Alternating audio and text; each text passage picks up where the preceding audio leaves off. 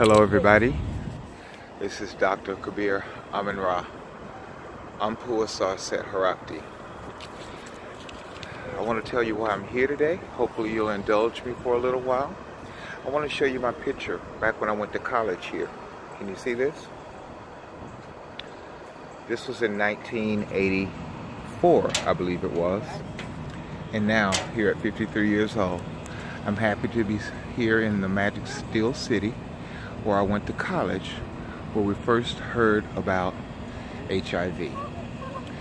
The reason I chose this spot is because my frat brother, Kamal Africa, actually planted the seed in us as freshmen in college about our ancient history.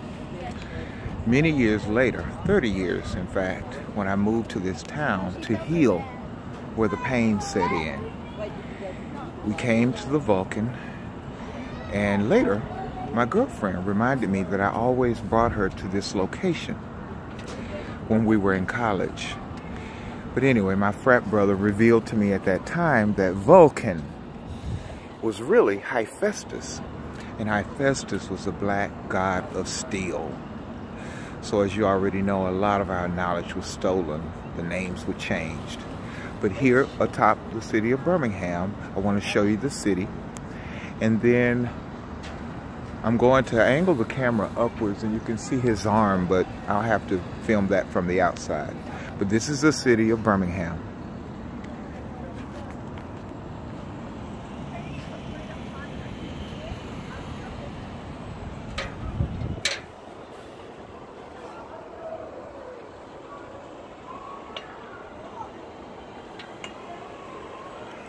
A very large city, very active, and as you well know, our ancestors probably did most of the hard labor. But anyway, I'm happy to be here today. I left Birmingham for about 30 years, and I returned, like I said, to heal where the pain set in. I was a sophomore in college when we first heard about HIV. And while the story that I'll share with you today in this 4 or 5 part documentary that'll begin here, I'll also venture out to my college where I give credit for teaching us about critical thinking skills. Very important to be able to think critically about every issue and not just rely on what we are told from television or even in books. But anyway, it was there at Birmingham Southern College where I will go over and talk about that experience. As well, I'll probably venture out into the city to speak with people about their views about HIV. There's so much misinformation about the topic, and I want to share with you what people are thinking. As well, and very important, I will venture into Bessemer, Alabama. As you know, Bessemer, Alabama has, from what I'm told, the highest per capita of black people. And they are said to lead this state in HIV infection rates. To a person like me, who is an avid HIV dissent activist extraordinaire, among many of our black scholars, I am the one who is the living proof that HIV is bogus. This is science and not propaganda. But anyway, since I am from this state, I hail from Montgomery, Alabama, the home of Rosa Parks and the Civil Rights Movement, and I was raised to speak up and to move to the front of the bus at all costs. So I have carried that philosophy throughout life, and being here in this city, I feel responsible.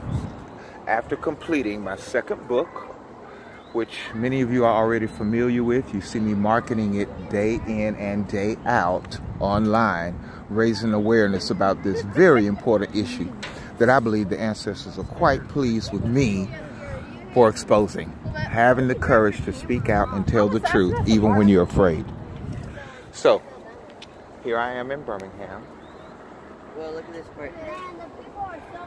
Again, I will go down into the city, speak to people, I will also stop by my old college, Birmingham Southern College.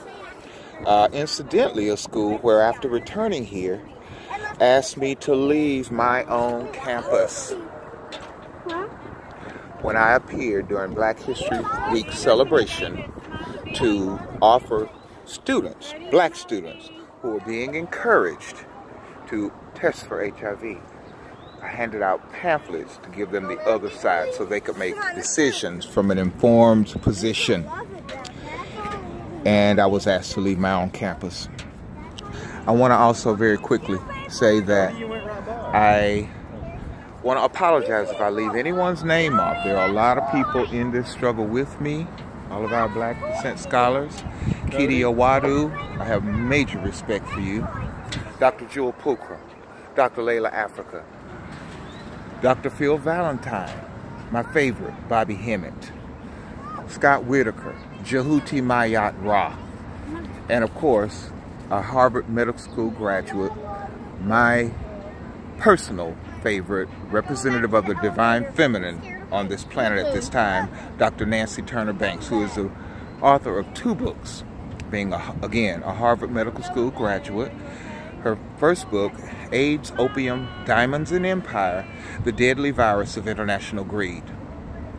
And then her second book is called, and I can't even think of it right now because people are whirling all about me, little children and whatnot. But anyway, you've seen me posting about it, and I will make that correction later. But anyway, thank you for joining me. This story, again, will not be a sad story. It will be a story of triumph. While I have fallen down every trap, including drugs and alcohol, rejection, depression, job loss, I have transcended all of that. And I am very pleased to be able to share with you that you too can do the same thing. When you get this information, I encourage you to talk to people about it. I do have a website, consciousdoctor.com.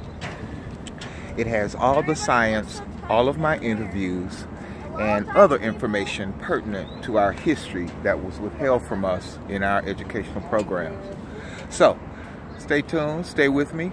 Again, I'm going to film Vulcan from the outside of this location, and I look forward to speaking to you later. Thank you. Bye-bye.